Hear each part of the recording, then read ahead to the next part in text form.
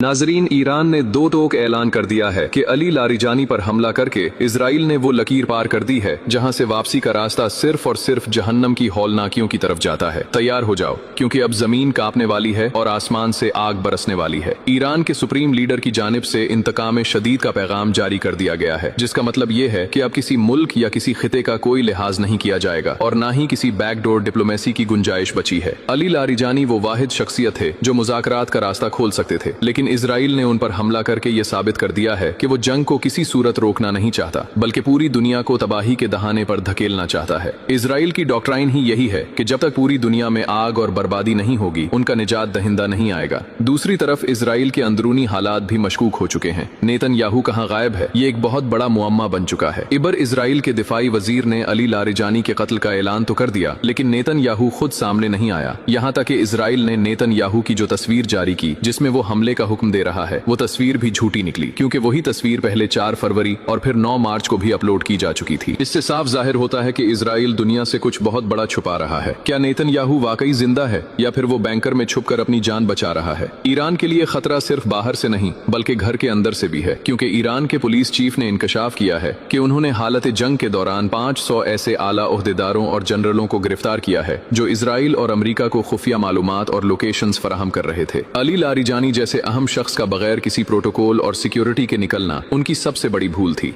या फिर शायद उन्हें एहसास हो चुका था कि उनकी अपनी सिक्योरिटी में ही गद्दार बैठे हैं। अब सूरत हाल ये है कि ईरान ने फैसला कर लिया है कि अगर वो तबाह होगा तो फिर पूरा मुल्क और पूरी दुनिया इस जंग की लपेट में आएगी। अब मिसाइलों के फैसले होंगे और इंतकाम की ऐसी आग भड़केगी जो पूरे खिते को अपनी लपेट में ले लेगी। ये जंग अब नहीं रुकने वाली और ये जहन्नुम अब बर्पा होकर रहेगी। अब देखना यह है कि आलमी ताकतें इस तबाही को कैसे रोकती हैं, या फिर ये कयामत की शुरुआत साबित होगी।